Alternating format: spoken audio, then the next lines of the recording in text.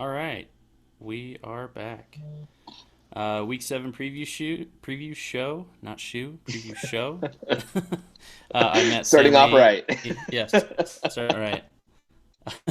I met Stanley at Bullfen in Denver on Twitter, and I'm joined by. Daniel Stebbins at DStebbs on Twitter.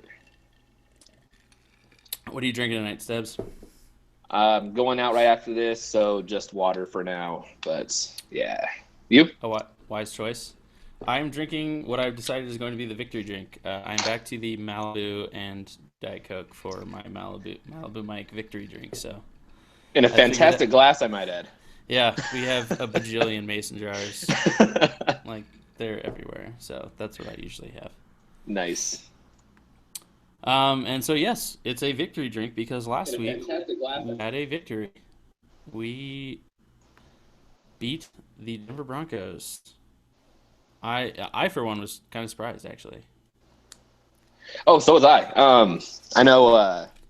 I believe I did actually get onto the staff predictions one last week, I think, and I predicted a loss. I think most Charger fans were expecting a loss going into that. It was a pleasant surprise to get a victory. The coaching thing aside, it was nice to get a win against a AFC West rival. So Yep. Yeah, that was nice, and it was nice to see um, how.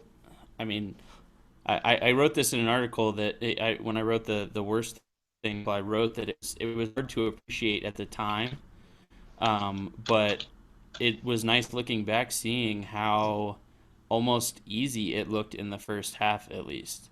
I know the second half they kind of got back to their old ways, and it was run, run, attempt to pass, punt. But it that first half was pretty fun to watch. definitely the first half, and in particular the first drive, was just fantastic. The time of possession in the first quarter was like 12 minutes to 3 minutes, or some crazy stat like that. It was really well ran in the first quarter in particular, and seeing it go from that to, like you said, the second half where it was just run, run, attempt to pass, which I don't know what kind of passes they were even trying. It wasn't pretty, but Yeah, yeah, it's just one of those things where I agreed with the game plan in general because of how bad Denver's offense was performing. So you didn't have that pressure on you to keep on scoring. It's a shame the rushing wasn't getting the yardage that we all would have hoped. But again, Denver's defense is really good. So the clock ran out, and despite trying to give up the game numerous times, they did yeah, come out victorious. So yeah. And part of what really helped there was Drew Kaiser having a bounce back week, a really good bounce back week, especially for a rookie. He came back and turned in such a good performance. Actually, I think he was the AFC West Special Teams Player of the Week last week. So that was I didn't see really, that. Nice. yeah, that was really good to see. It was really good to see him come back and put together a good game, especially when the game plan was trying to give away the game in the second half, and he kept flipping the field. It was perfect. So he definitely. I hope he got the game ball because that was awesome. And then the other good thing to see, like you said, Denver has a great defense, and Rivers didn't really look like he felt much pressure until like the very end of the game. The offensive line did a really good job managing Von Miller and Shaq Barrett and Shane Ray and everyone else that they have that coming faster. It was really I was actually that was probably the biggest shock for me was seeing how comfortable Rivers was able to be in the pocket. Yeah, I think I don't have the stats in front of me. I think he was either one or two sacks on Rivers, and even then, when I did see the stats that night, I was kind of surprised because it didn't seem like he was pressured that much, at least not to that extent. And I know Yeah, this one of those sacks was Rivers running out of bounds, and Von Von Miller Miller. basically like pushed him, like aided him out of bounds, Yeah, and they it was a late counted that as hit. a It was a sack, late which was hit. garbage. Yeah, it was late. Yeah, that's right. I do remember that now. But yeah, you have that one. But I noticed numerous times watching it, both live and then on the second time around. There were times when they basically asked Hunter Henry to block Von Miller one on one. It seems like, and yeah, Hunter Henry didn't win most of those matchups, but he got in the way of Miller enough to where he didn't have an impact on the play. And the fact that teams willing to actually ask him to do that says a lot about how good that rookie's playing. So I know that'll be a theme going over today. Will be rookies and how well they performed, but just wanted to point that out. He's been fantastic as a blocker, as everyone's known. I mean, it's all over the place. So Yeah, yeah. this was yet another coming out party for the rookies. Drew Kaiser, we already mentioned, had a great game. Hunter Henry had a great game, both blocking and receiving. He's a tough matchup. Blocking, they asked him to block Von Miller a lot, and Von got the better of him a couple times in the run game. There was a couple times where Von was able to get past him and basically make the tackle from behind against Gordon, but overall, he had a great game. And then Jatavis Brown had yet another amazing game with 14 tackles, and then those two plays at the end of the game with a sack and then a forced fumble back to back was just beautiful.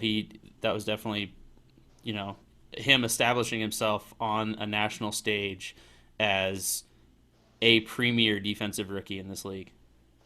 Definitely, I think he actually won the Pepsi Rookie of the Week or whatever that is. That? So yeah, I voted for him. I've never voted on that before, but if I knew about that, I would have. Give me a sec. I gotta plug in my charger here. Oh, no worries. Yeah, no, that was a great game by Brown. He looked good, and like we were mentioning last week, he's developing a really good rapport, a really good relationship with the other linebackers, with Denzel Perryman and Toomer, and they're looking really good out there together. They are. I noticed a lot of good plays that Toomer made. Obviously, the strip and then the recovery of the fumble. That was fantastic to see him do that. But then there was also the one which got called back, but that attempted tackle on C.J. Anderson, I think is his name, was just terrible. Mm-hmm. Did you know what I'm talking about? I don't remember that one specifically. It was a crazy run for a touchdown that Anderson had that was called back due to, I think, holding or something. Yeah. It was a terrible tackle attempt. I know we want to talk up these guys, and a lot of people talking really high about Toomer, and he's played really well. But I also want to point out when there is a bad play, and there was that, but he has overwhelmingly been a surprise in the positive way there for that defense. And yeah, that they definitely are meshing well. I think that we're seeing a big upgrade in the linebacker core at this point. And not to go too deep into the what we think about Teo going in the future. I know you guys kind of talked about that, I think, last week, but it looks really good right now. I wouldn't mess with that unit right now. It looks really solid. It's definitely been addition by subtraction with Teo's injury. It's really given younger, better players a chance to see the field that they would not have been given that opportunity had he not gotten injured. So, it's definitely been more of a positive than a negative in many respects. Yeah, I see. In the chat, someone, Oscar C, says Denzel is the best one. I think Denzel is fantastic at what he's asked to do. At the same token, Jatavis Brown is fantastic at what he's asked to do. They're both incredible in their own right, and we have two different linebackers who can do different things now, which is something we haven't had in a very long time. Yeah. So both of those are the best ones, if that makes any sense. Yeah, and Perryman, he has been struggling with injury. Excuse me. And so it'll be nice to. I think he's pretty much back to full health now. He does appear on the injury report this week, but he was a full participant all 3 days. And so that mini bye week has kind of helped. Is there anything else from last week you wanted to highlight before we roll into injuries, besides the win?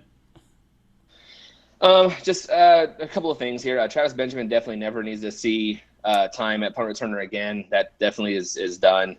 That was just an atrocious thing. I know they covered it on Lightning Round podcast with Garrett and Jamie, but you either catch it or you get the hell away. You can't do neither or both, and that's what he tried to do.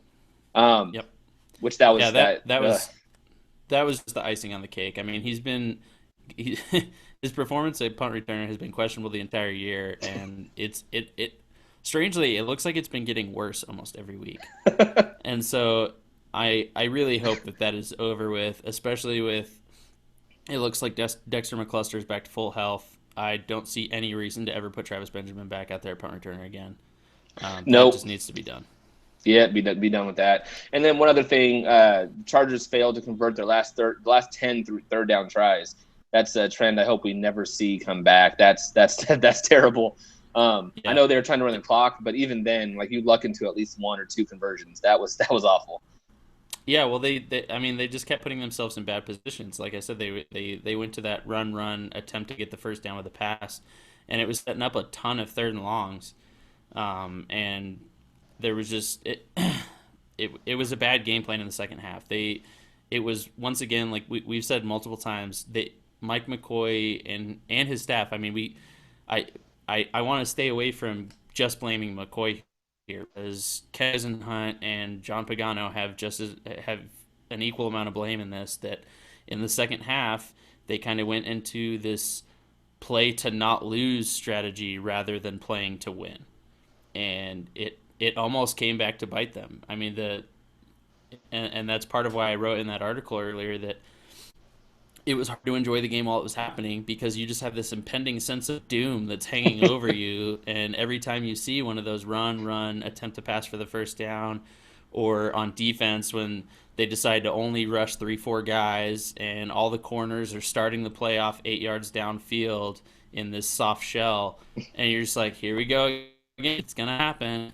So I really hope they start giving it more of a play to win mentality, so that we can, start enjoying these games and start not having to worry about it in the second half. And I'm sure I don't understand why Mike McCoy doesn't realize it'll work the same way for him, because at the end of the game, we all saw it on national TV. Mike McCoy huddled in the fetal position on the sideline, like holding back tears and having to be consoled by Antonio Gates because the game is slipping away yet again because of his game plan.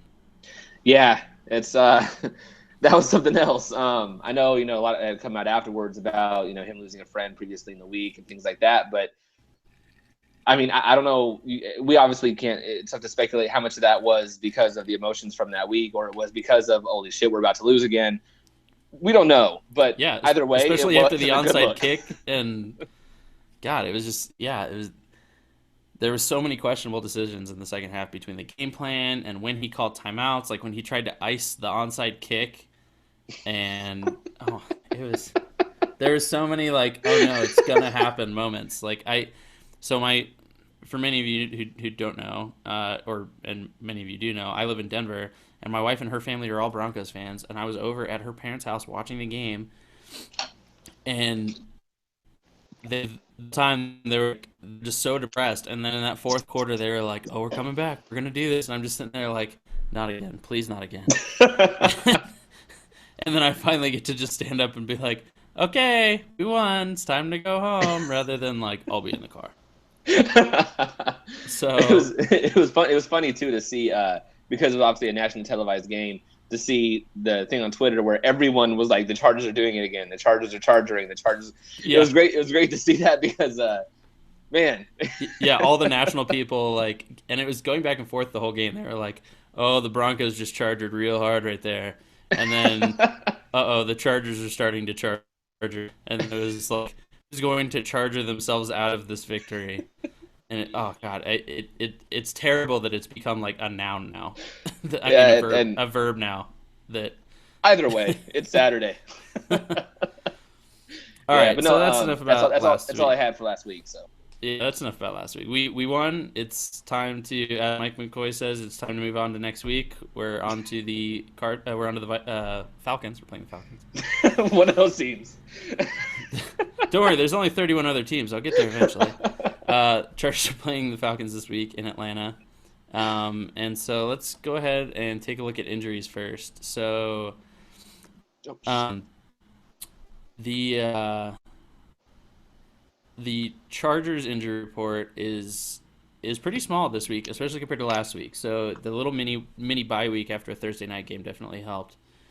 Um, they have the injury report here in alphabetical order. So starting off with Jaleel Adai, who is still recovering from his broken clavicle, but he was limited on Thursday and Friday. He actually practiced twice this week. He wasn't in contact drills, but he did positional drills, and he's officially ruled out for the game. But it looks like he's starting to be on his way back, which is pretty surprising actually. I didn't think he'd be back this fast, and it actually.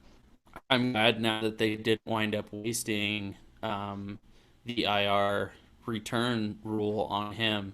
Like I said, they probably should have. So I'm glad to be wrong there, and I'm glad that he's healing up faster than we thought.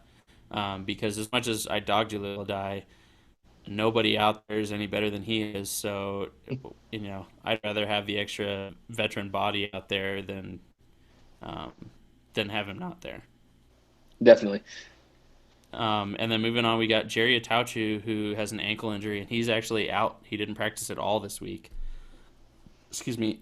And so, in a corresponding move, the Chargers actually brought up Chris, dropped Pierre Desir. So it's kind of interesting there that they dropped Desir and um, kept the rookie Williams from Penn State on the roster.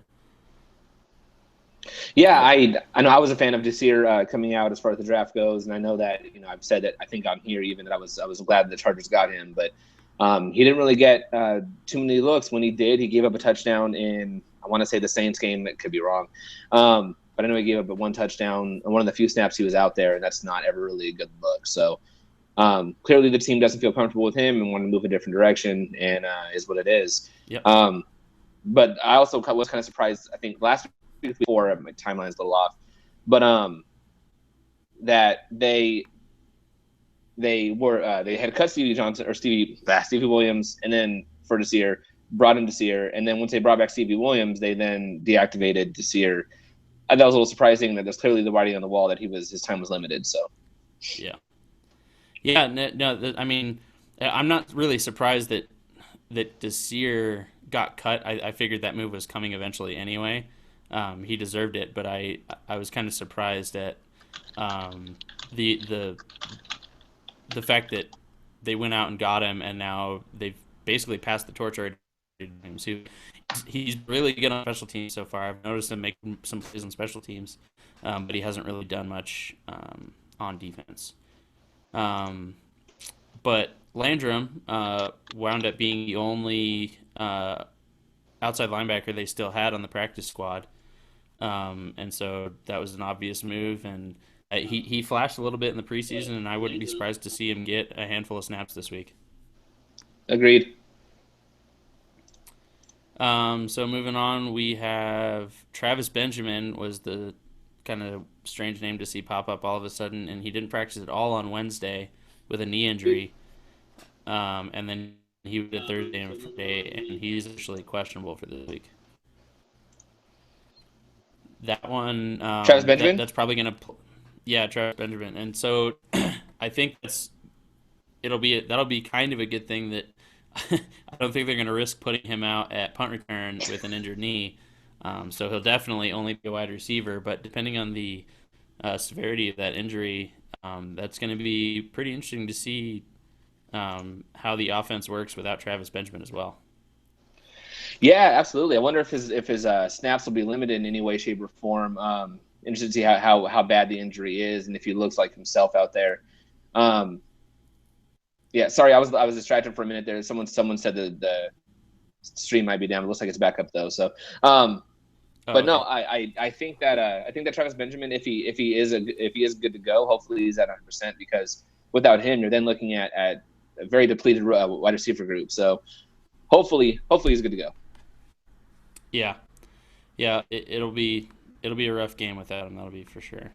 And we also have Brandon Flowers, who's still recovering from his concussion. Finally got back practicing this week a little bit, and he was limited Thursday and Friday, just like Adai was. But he's still officially out. He hasn't been cleared yet for full contact. He's been cleared to Is practice, but not full contact. will this be his third or fourth missed game? This will be his fourth. He got the concussion in week 3.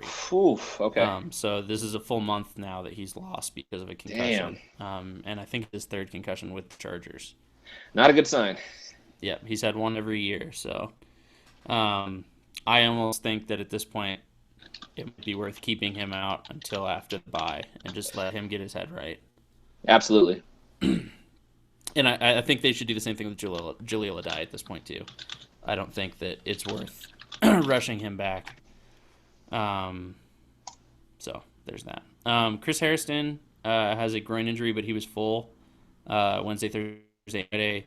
Dexter McCluster has a hamstring still, but he was full all week as well. And Denzel Perryman still got his lingering shoulder injury, but he was full all 3 days as well. So the mini bye week definitely helped. We've only got really 4 people that were affected by injury this week. Everyone else was just kind of there on the report, and with probable gone, they probably would have been probable. They're all good to go. So San Diego, not really the walking wounded anymore, which is nice to see. Was Gates a full participant every day? He must have been because he's not even listed on their injury report. So, That's good. Because I know he had the yep. hamstring issue, a couple weeks ago, and just didn't really look uh, Yeah, he like hasn't looked himself. So 100%, almost full season. So it'll be that'll be something to watch. Definitely is whether he looks like he's getting a little separation back, and see if it's still affecting his ability to catch the ball, because I mean he's had a couple really bad drops um, yeah, this year, and that needs to get cleaned up really fast. And just a quick heads up before I move on to the Falcons injury report. Everyone who's in the chat right now, who's throwing out questions, we're gonna get to the questions as soon as we finish previewing this week's matchup. So go ahead and just keep throwing your questions in there if you got them, and we'll get there. We're not ignoring. we Um, promise. I see you talking, and we will answer your questions. Um, Atlanta's injury report, they're in a pretty good spot too. They have two players that are out. They have wide receiver Taylor Gabriel's out with a concussion, and cornerback C.J. Goodwin is out with a hamstring injury. But everyone else doesn't even have a game status, which means they would probably be probable or full. And everyone who isn't those two players was a full participant on Friday. And those names are Patrick DeMarco at running back, Dwight Freeney at defensive end, Keanu Neal at safety, Brooks Reed defensive end, Sanu at receiver, and Paul Worrilow at linebacker. So a couple recognizable names there that were either limited or didn't practice earlier in the week, but were all full by Friday and are full goes for the game. Lucky them. Yep, lucky Must be again. nice.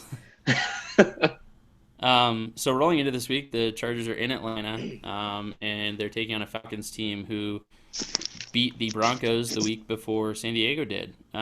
So they both used basically similar strategies of attacking over the middle and featuring the running backs pretty heavily, both in the passing and I'm sorry, it cut out. uh, Sorry. oh, sorry. um, So when the Chargers are on offense this week, like we already mentioned, it's going to be interesting to watch both Antonio Gates and Travis Benjamin. Both of them are, kind of handling injuries, but both of them are supposed to be, leaders and reliable targets on this team. And it could, I mean, we all know that Rivers is good at basically making something out of nothing every week and, turning nobodies at wide receiver into, decent targets. But it'll still be interesting to watch how many snaps they get and how they're looking on the field when the Chargers go out. Yeah, I was going over some of the stats as far as Chargers and Chargers offense, Atlanta's defense, and was curious to see that Atlanta's defense, although only giving up one quarterback, a quarterback only threw for over 300 yards once against them. They've given up the 26th most passing yards in the league, so they've given up a lot of 270, 280-yard games. That's definitely something that Rivers could exploit. They don't have a lot in the defensive backs. They have Trufant, who's been really good, but seems to be on a bit of a down year so far this year. Still really good, but not as good as he was last season. Yeah. And then you have the rookie Neal, who's Yep. been pretty good too. So, but people have had success passing against them, so that's something that luckily happens to be San Diego's strength as well. So you might be able to see a lot of passing yardage against that team. Hopefully, get the second 300-yard passer against them. And I'd predict as much if it was up to me. Yeah, I think Hunter Henry being big over the middle would be fantastic, and it seems to be a trend that San Diego's been going towards, and I'm sure we'll see it continue. Yeah, Hunter Henry is he's probably going to have a pretty good game, and it would be good to have Antonio Gates have kind of a coming out party for the season since he really hasn't contributed a whole lot this year. I expect they'll probably be targeting the tight ends quite a bit.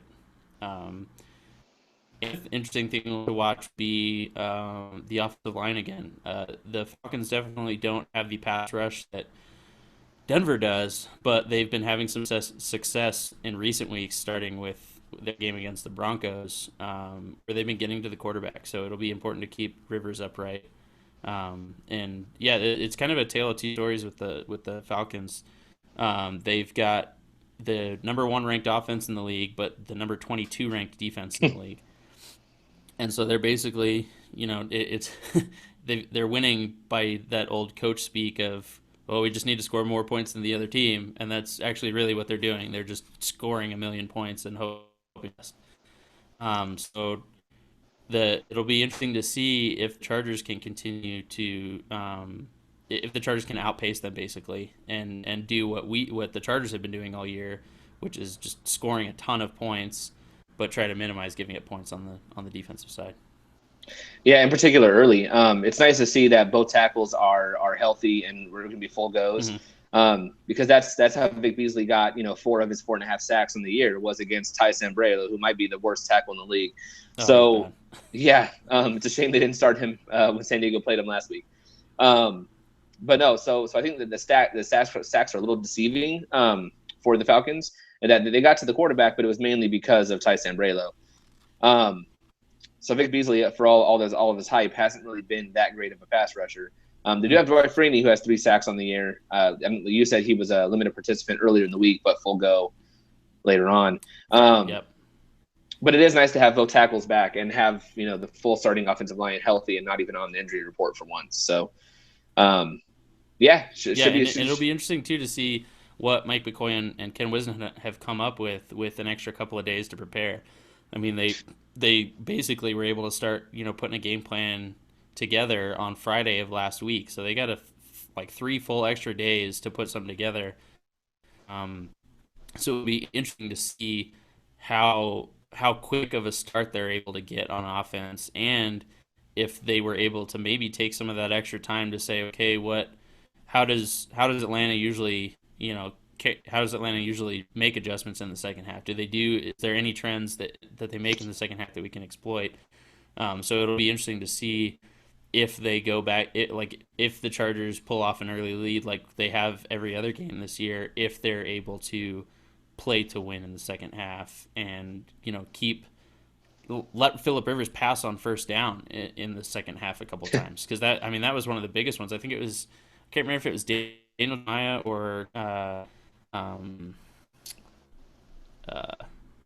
Rosenthal, who tweeted out just like in all caps, "Let Rivers pass on first down," because it was just it was inexcusable. The whole second half they went into that shell. So it'll be interesting to see if they see things that they can exploit and just keep going at it in the second half on offense. Yeah, I really don't have many concerns of San Diego not having success on offense, in particular early, of course, the game plan being what it is, or the game plan change they always do in the second half. But I definitely think they'll get a lot of success or have a lot of success against that defense early on for sure. That seems to be, the case for both teams. My concern is obviously going to San Diego's defense, but I know we'll get to that here pretty soon. Oh, we could jump to that now if you want. Oh, okay, yeah. Atlanta is the highest scoring offense in the league, both points and yards. So that's clearly a big concern going into this week. Yeah. They have Devontae Freeman, who's a monster. He's rushes for 5 yards a carry, and going up against San Diego's defense, who has only given up 3.6 yards per carry during the season. That's a bit of a skewed stat because teams are playing from behind. They're not really rushing all that much late in the game. So that's a really big concern for me. It's going to be a big test to see how much improved that defensive line is with Bosa in there against the run. Clearly, it's better pass rush wise, but how much better is it against the run? Yeah, I think it is improved a lot. Joey's just kind of been all over the place, and like we've said, his hand usage is just so good that it allows him to do things in both rushing the passer and in the run game that the other defensive linemen and outside linebackers just really haven't been able to do. Like being able to keep the offensive lineman far enough away from you that you can keep your eyes up and be looking for the ball carrier. Because I don't know how many times I saw like Darius Philon, bull rushing somebody up the field and then the ball just runs right by him because they were just concentrating on bull. Joey always has his head on a swivel. He's always looking for the ball, and so that'll definitely help in the run game. And the big scary thing this week on defense to me is Julio Jones. I mean, they can you can put Brandon Flowers. I mean, you could put Casey Hayward on him, who's been playing pretty well. Um, but it's Julio Jones. The Chargers haven't faced a wide receiver like this season. Won't face another wide receiver like this all the rest of the season. No. And I mean, even getting to go up against guys like, getting to practice against Travis Benjamin's speed and getting able to practice against Keenan Allen's route running all off season, it's still, I don't know if it's going to be enough to. I mean, it's one of those that the best you can do is hope to try and contain him because you're not going to stop Julio Jones, especially not with the secondary they have right now.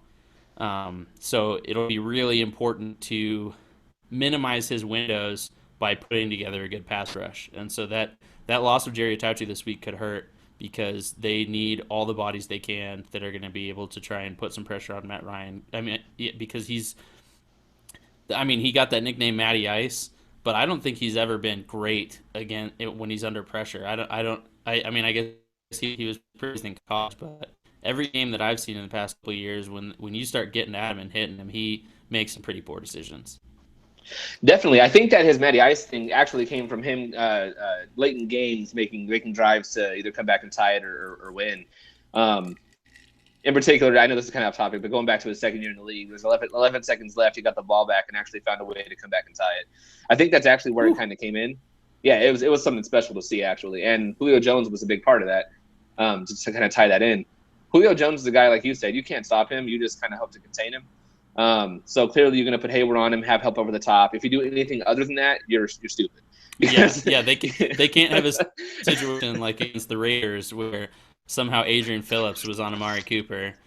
That cannot happen this week. If I look up at the screen and Craig Mager or Adrian Phillips is lined up on Julio Jones, I'm going to turn the TV off and walk away. It'll be Melvin Ingram. Don't worry. He's got it. Oh, my gosh. Go back to week one. Go back to week one. No, that needs to happen, too. That needs to stop happening, too. That Melvin Ingram needs to stop being put in coverage so much. That is awful. But the coaches know what they're doing. No, Pagano's a genius, man. Yeah, seeing him drop back in coverage and seeing Emmanuel drop back. No. Not against the guys that are being asked to cover. It's just not fair. Not at all. But no, Julio Jones, you're not going to stop him. You gotta hope that you can, counteract that as much as possible, and hope you make someone else beat you. So Sanu being on the injury report earlier in the week is hopefully a good sign for that. The rest of their core being a little hobbled. Not sure who their wide receivers are beyond that. I know Taylor Gabriel's out, like you said. Yep. Yes, but who they have outside of them pulled up. So Justin Hardy, so he's pretty good at times, but it's basically going to be, make sure double Julio Jones on every single play, and every play rely on Corey Liuget, Brandon Mebane, and Dosa to lock up Devonta Freeman and Tevin Coleman in the run game. And it's, once again, like we say every week, it's going to be really important to have Toomer and Jatavis Brown continue playing lights out to try and take away the impact of their tight ends and running backs out of the backfield, because that's how they beat the Broncos. I mean, I think the two running backs together had like 60 yards receiving or something like that. And both are very good. Yeah, they're both good catching the ball out of the backfield, and they've got good tight ends. I mean, they've got Jacob Tammy and Austin Hooper, who I really liked coming out of the left. He's basically just like a big, slow wide receiver.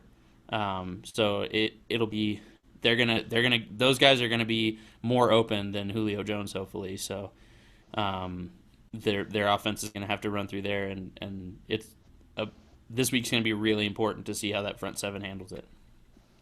Yeah, and I know their offensive line, they've given up some pressures on the outside in particular. Yeah, their tackles aren't great. Yeah, so I'll be interested to see how much pressure that Cindy was able to get on them with Ingram, Bosa. See if Landry even gets some playing time. I don't know. I know that I liked some of what I saw to him in preseason. I know you had mentioned that earlier. Yep. He has a really good spin move, surprisingly, and that's something that was nice to see from an undrafted kid in the preseason. So I'll be interested to see what kind of pressure they can get on the outside there. I don't imagine much of the middle. Alex Smith and Endo Levitri are pretty solid. So I don't know how much they're going to get up the center, but on the outside, they could have some success out there, especially with Bosa now. Could Yeah, be something to I've watch. seen a couple. Like I mentioned last week, I hope what they do is start shifting to kind of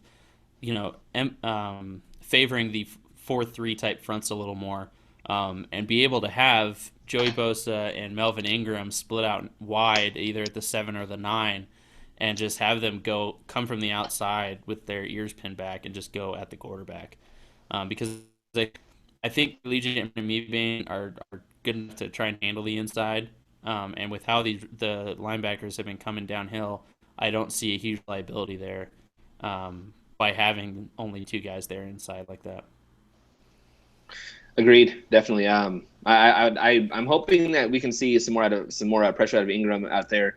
It's kind of a shame that Itachu isn't healthy. I know that Atlanta's a team that being from Georgia Tech and all that could be a lot of home kind of stuff going on there. But it's a shame he Yeah, isn't healthy. I think that if you're talking about going wide 9, that's something that Itachu can have success in. That's all he basically ran out of Georgia Tech. So it's a shame to not see him healthy for this. But yeah. yeah. You got anything else for this week's matchup that you're going to be paying close attention to? Freeman and Julio, we already covered them, but I just want to say it Yeah, again because it's that important. yeah, Those yeah, two guys in particular. Tevin Coleman's definitely the more of a receiving back, but he can still rush, but he's more of the better receiver of the two. But you got to watch out for Freeman and Julio. Those two or if they're gonna win, those two will have big games. That's what it's gonna come down to. So yeah. limit those two, you're going to have success. It'll be really important for the defense to be on top of their game tackling wise. That we saw a little bit of again last week, where especially in the second half, the tackling kind of reared its ugly head again. The lack of tackling, Mm, and Devontae Freeman, he will run tackle all day. So they really have to be careful and make sure they're wrapping up and getting these ball carries to the ground because um, Devontae Freeman, he will have yards after contact all day.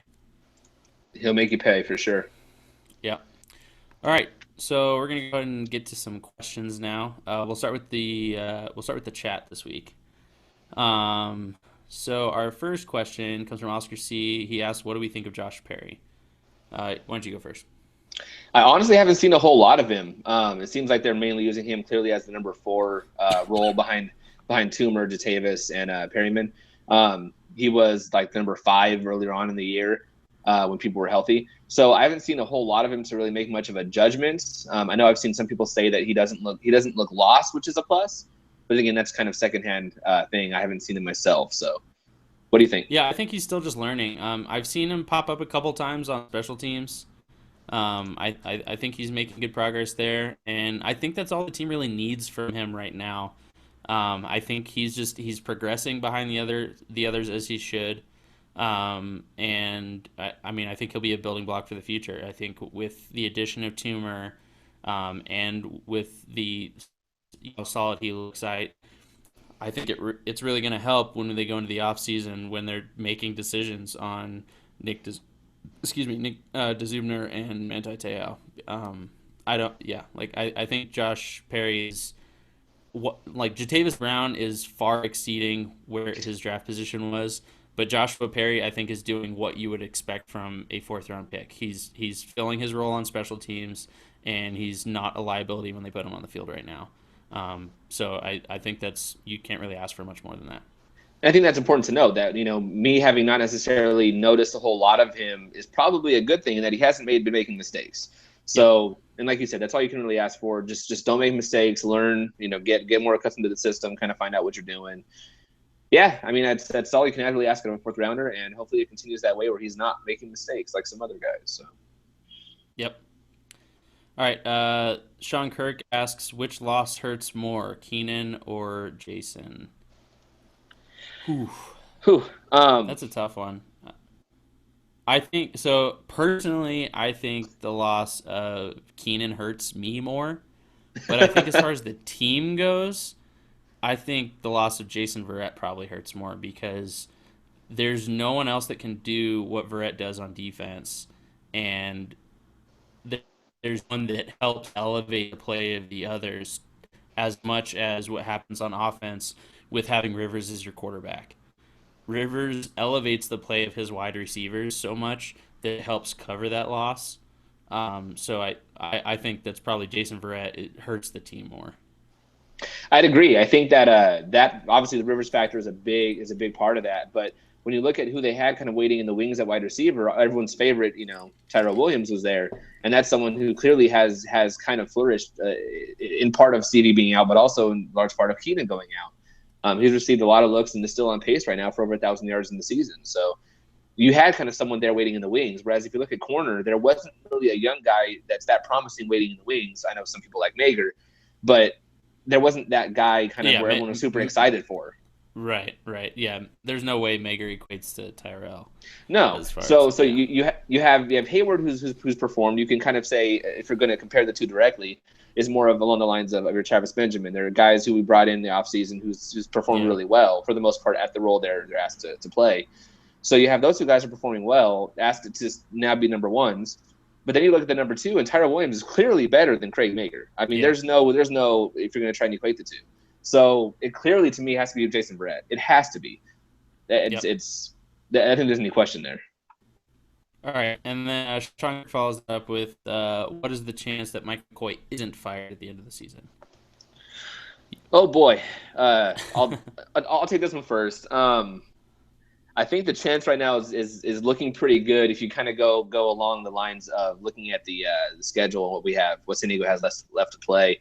There's a lot of very winnable games. For anyone that listens to John Genero's Generally Speaking, he kind of covered it on one of the days where there is, and I know they're going to be glass half full and all that kind of stuff, but there's a legitimate chance that this team can come away with more wins than most of us kind of anticipated at this point if they can kind of get on a roll here, because the schedule does get a lot easier after the second Denver game. So even Yeah, if no, you're, it, if you're it looking at really gets a seven, lot easier. yeah, if you're looking at 7 or 8 wins, if they can somehow come away with that, I think he's staying. I really do, because they can look at we improved 3 or 4 games on the year, and yeah, I think the chance of his staying is pretty solid. I think that last week was really a big make or break year, week. I think this week is make or break. I think this is because of how easy the rest of the schedule is. I think this week is really important because it will tell us whether to believe in the Chargers or not, whether to believe they're real or not. Because with the way the rest of the schedule is, like you and Gennaro both said, they can rattle off, they can string together a bunch of wins the rest of the year. And if they find a way to somehow you know fall backwards into the playoffs, I don't know. I think with how the ownership is, I think Mike McCoy probably stays around. Even if they don't make the playoffs, even if they finish at like 8-8, I don't think the ownership of this team is realistic enough to look at the schedule and be like, you were basically gifted 6 games. So, like I think at this point, unless they wind up, 6-10 or worse, I think they I think they probably keep McCoy. So 7-9, do you Um, think he stays? I think 7-9 is basically a coin. I wouldn't know what to call it there, but I think anything 8-8 or better, he probably stays because I don't trust the ownership to take into account how easy the schedule was, um, and I'd agree with that. the like basically the Philip Rivers factor of he kind of guarantees you a couple games every year.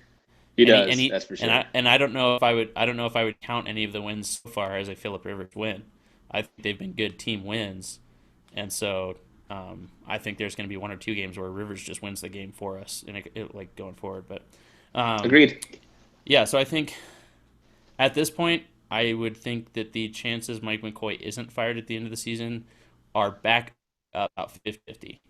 Um, I think the chances of him not being fired were down near 10-15% before last week. But I think, yeah, they're back up to about 50-50. I wouldn't know how to call it right now. You ask me again in a couple weeks. As much as it does sound like a cop out, and I was going to say 50-50 at the very beginning of this, but I'd have to agree. It seems like it's about 50-50 at this point. So, Yep. yeah. Okay, and then the last question in the chat right now is, this game has the potential to go into overtime. What do we think?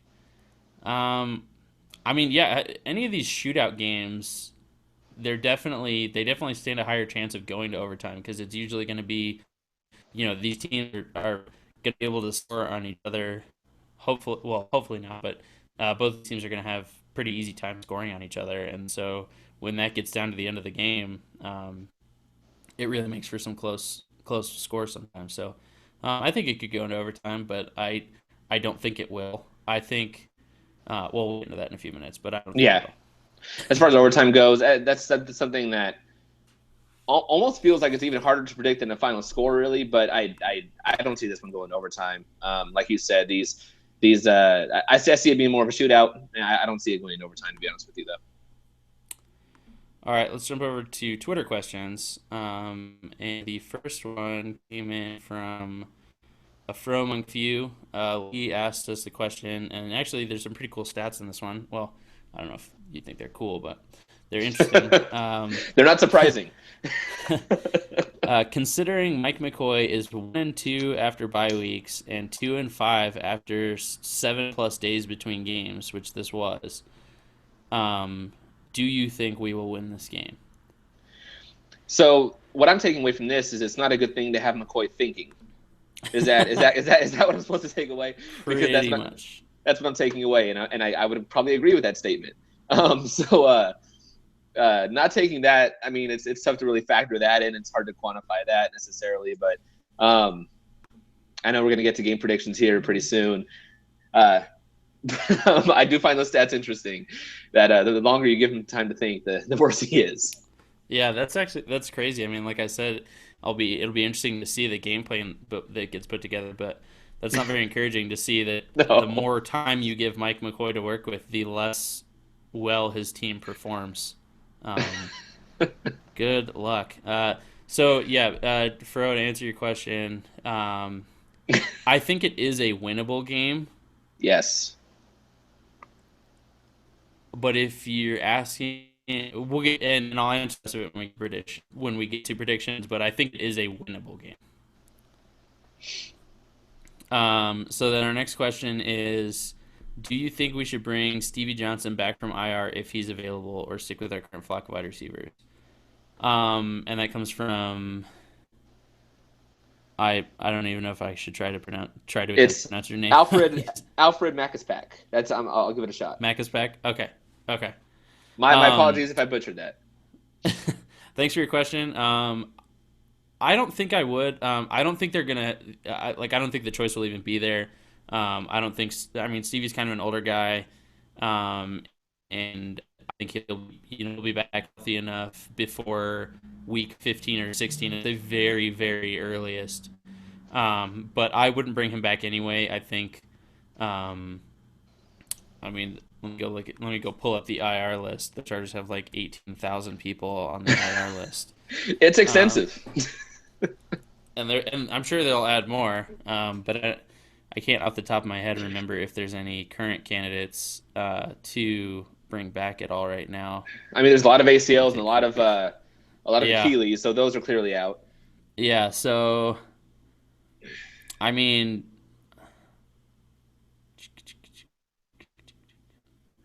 yeah, I don't think there's anyone who's really that good of a candidate that would be worth bringing back yet at this point. How many weeks do they have to stay on IR once you IR them before they come back? So I think the new rule is they have to be on the IR for at least 6 weeks.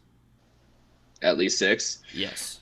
So it kind of acts like how the pup list starts at the beginning of the season, like with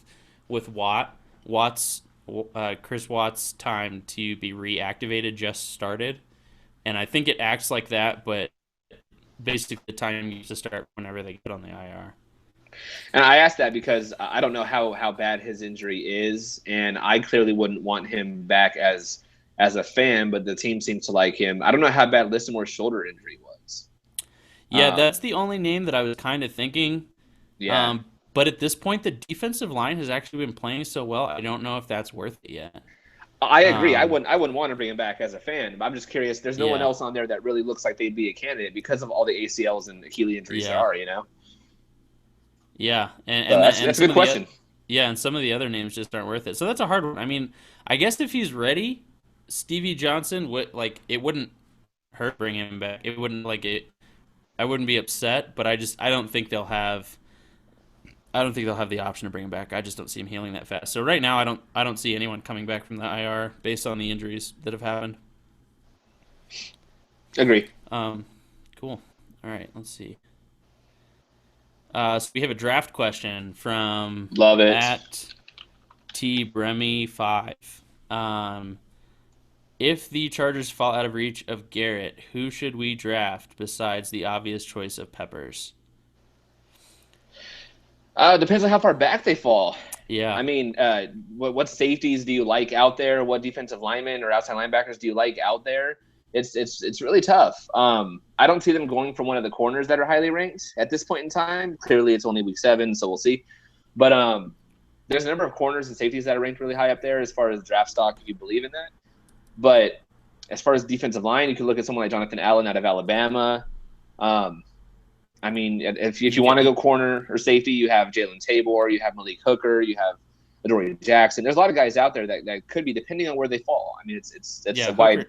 Hooker's a good name. I would definitely support that. I had not seen him, to be honest with you, until last week.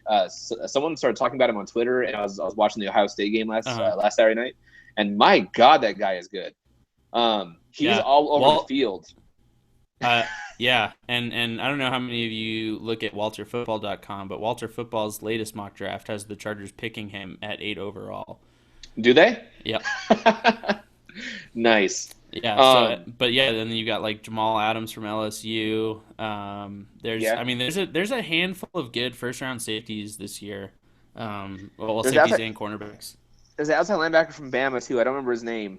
Tim Williams. Yes, yeah, you have him too. I mean, it all depends on how far back they fall down, and of course, that kind of goes back to our previous question if they go on a run or not. Yep. But there's plenty of good talent out there. This isn't as talent,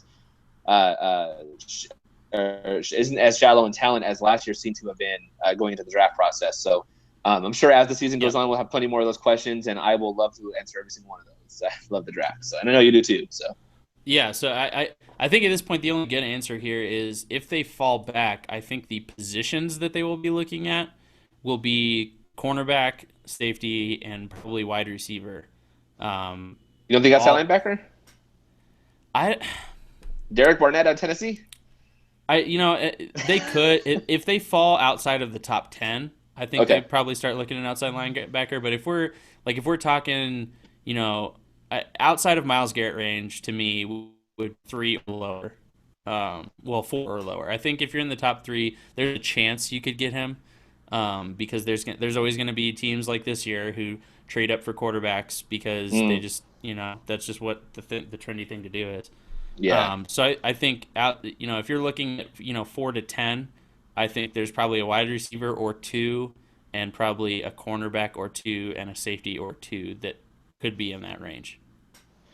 I will stay heavily on the Peppers train if it's not Garrett. So yeah. Sign me up for Peppers, man. Choo. Watched him again today. My God. But no, love the question. Thank you. Cool. And I think that was the last question on Twitter. I saw another one pop. I saw another one come through on the chat. And I liked it, so I wanted to go back to it. I got to scroll back up though. Apparently, a lot more people have been talking. Who's the biggest chance to get cut? Brandon Flowers, Stevie Johnson, or Dwight Lowery? That's from Sean Kirk in the chat on YouTube. Thank you. You want to take it? I think Stevie Johnson. Probably stands the best chance of getting cut there. I think they're confident in the wide receivers they have. They're probably going to draft another one, whether that's on day 1 or 2 this year. I think Stevie Johnson's probably the most expendable there. I think is Brandon Flowers signed much longer? Yes, he is. He signed before last season. He signed a 4-year deal with $9 million a year.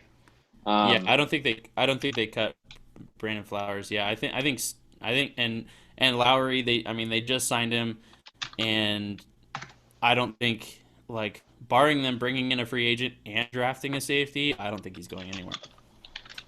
Gonna look up his cap hit right now, but no, I definitely would agree. I think that the easiest one and the one you definitely cut right away is Stevie Johnson. He has not been what we all hoped he would have been, sadly enough. I think that a lot of the potential was there, but he did get hurt pretty much right off the bat. As soon as Keenan went down last year, it was like, oh, he's going to step up, and then he got hurt right away. And then this year, obviously out all year, it's been a big disappointment. But looking at Brandon Flowers' contract situation, if he is cut next year, obviously before June 1st, the team would save $7 million in the cap. So he's definitely a candidate to get cut. That is interesting. Yeah, he would only carry a $4 million in dead money, whereas he counts $11 million against the cap. So that could be someone you look at cutting, especially considering the diminished returns we got after he signed that deal. Yeah, and yeah, that's actually a good point. I didn't realize that they'd save that much. So yeah, I think I think probably Brandon Flowers and Stevie Johnson might be pretty even. But I personally, I think I would like to keep Flowers if you could, and maybe make him change his helmet or something. Given that, what's his name? Wes Welker. Wes Welker, Darth helmet. Yeah, I think it was that big. Let him play with that. I think the rest of this year is going to be what dictates for Brandon Flowers. He's got to get back to playing, and if he does, if he looks, because he played well the first 2 weeks. So if he can get back to that, he's playing. Yep. If he can get back to that, then you keep him around. But if he doesn't, or if he falls off at all, I mean, you're going to have to look at cutting ties, because that's so much money, much money.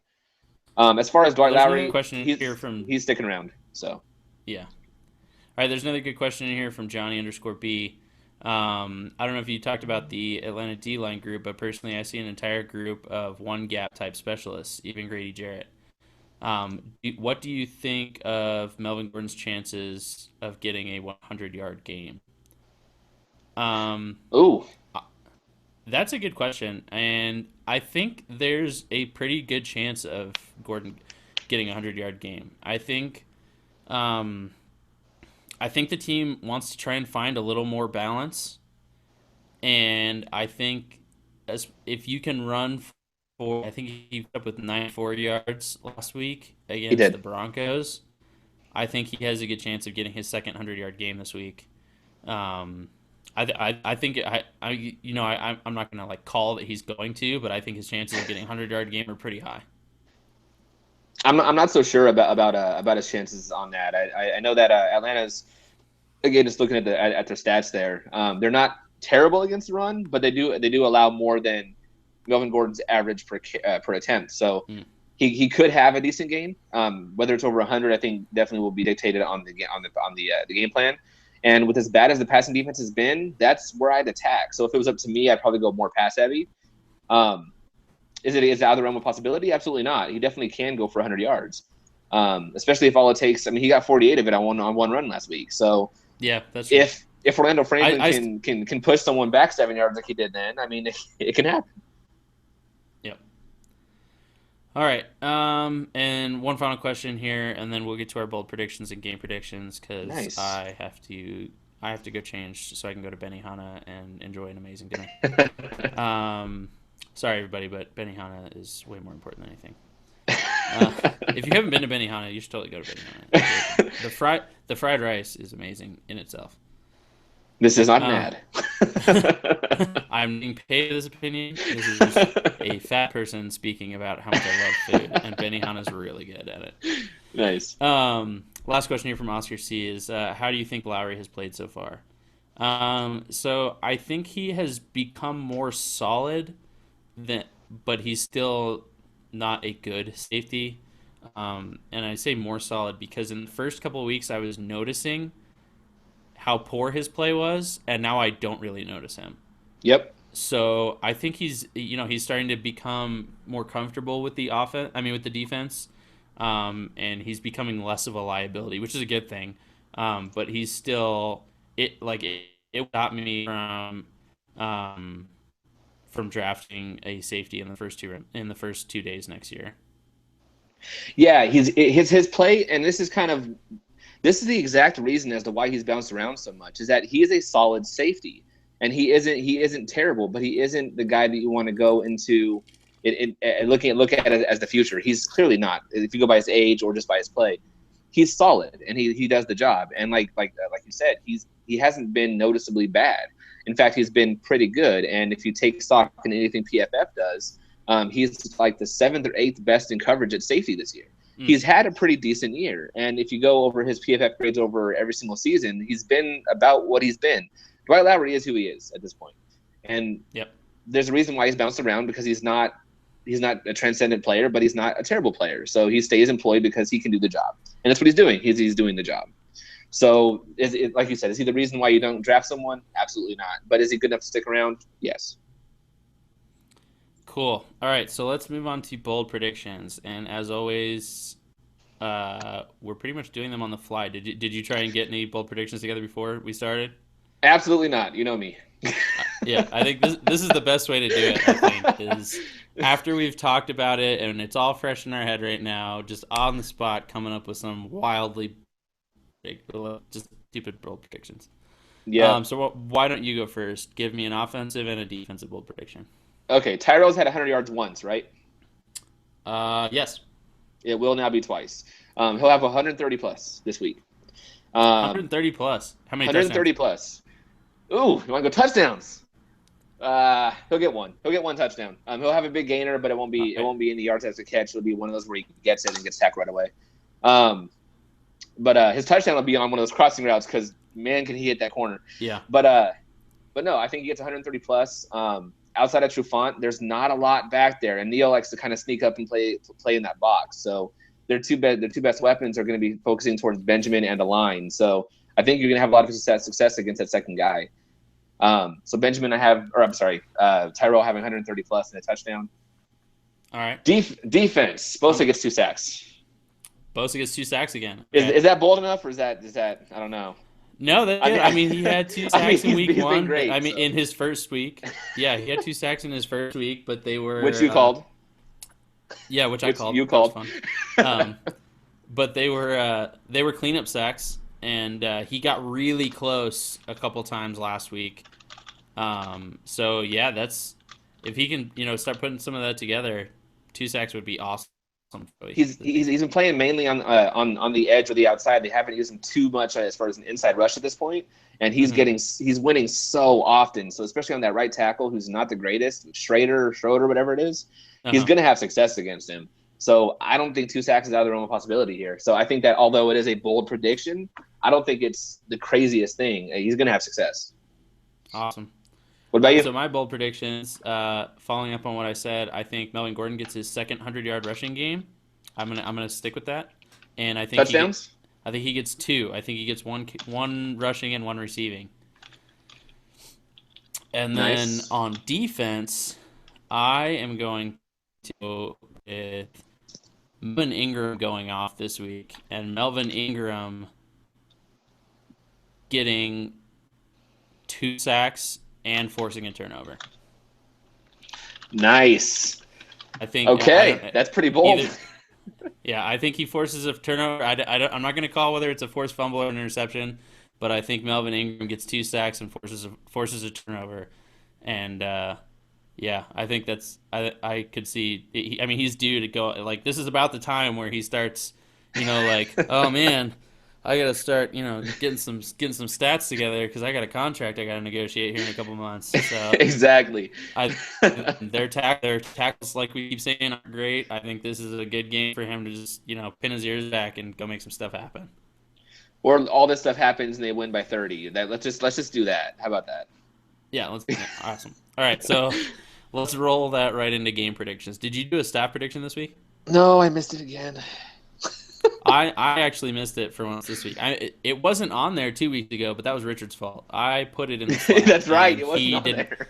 He didn't put it in the article, so that was not my fault. Okay, so clean slate for both of us. So why don't you go first? Okay. Since I did not do one already, glad that you put me on the spot there. Let's go with.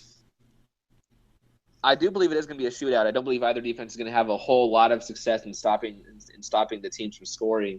Let's go with 34-28 San Diego. I'm going for a win here. Sorry, what did you say? 28 San Diego. How much? 34-28 San Diego. Okay. I think they're going to go off on the pass. I think that Rivers is going to have a huge day, and it's going to be result in a lot of points. So. Okay. I think I'm going to go 28-24 San Diego. I think it will be somewhat of a shootout, but not that much. And I think I think that as long as they can, slow down Julio Jones, and then let that front seven, try and make an impact in the run game. I think that they will be able to force a couple, force a touchdown Turn. into a field goal late, Yeah. Um, and they're going to come away with the turnover, obviously. So yeah. I mean at least one. Um, no, I think that that's interesting. That's an interesting guess. I like that. One thing that kind of surprised me going back over some of these stats, and one thing I forgot to mention earlier, was that San Diego has only scored less than 30 once now last week. I was surprised they have scored oh wow. that much. Yeah. Unless I'm mistaken, I believe that was the first week they have scored in the 30. That's crazy. Yeah, I don't remember all the scores that's on my head, but yeah, they've been scoring a lot. They've just been allowing too many other scores. Yeah. Anyway, Cool. All right. Well, I think that about wraps it up. Thanks everybody who tuned in. We will thank you be for all the back again questions. next. Yeah, thank lots There of was good a questions lot. this week. That was Yes, awesome. Yeah, keep them coming for next time. Next week Garrett should be back. Garrett was sick this week, but he should be back next week. And we talk about moving show to Saturday. Um, if we can get KP Kyle Posey interested a little bit more, because he coaches on Friday nights, so he can't do it on Friday nights. But if we can get Posey to commit to us a little bit more, we might move the show to Saturday nights so that we can get Posey on. Because I know Posey brings a kind of a different angle to the show, which is awesome. for sure. Cool. All right. Well, thanks everybody for tuning in, and we will see you guys next week.